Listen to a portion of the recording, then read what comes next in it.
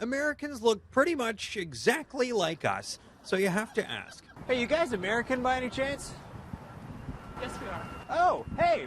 But some of our friends to the south don't want to talk politics. You guys American? Ann and Steve do, though, because they're playing political refugees for the day. We wanted to be out of the country on election day. They got here this morning from Ellensburg, Washington, voted early, voted Harris. Are we ready to do this? And don't want to hear about the happenings at home. So are you going to watch coverage tonight? No. Yeah. What are you going to do instead? I don't Is there a know. hockey game on?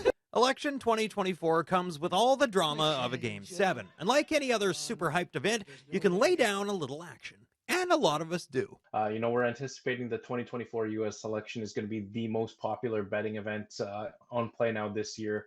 Bigger than this past year's Super Bowl, bigger than the Stanley Cup playoffs. Election 2020 saw $4.5 million exchanged in BC on 16,000 bets. As for tonight's odds, Donald Trump did enter as the slight betting favorite.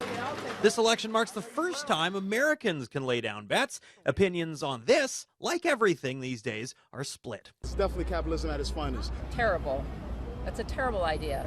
Jeannie here is from Chicago, and that split runs straight up the family tree. There's a large number of folks in my family who support the Republican candidate. You can say it. Trump! Her family isn't cut from the same political cloth. Considering we have the same genetic pool, I'm thinking maybe my brother was dropped on his head as a baby. You guys look alike. Lots of families theorize who was dropped on his or her head.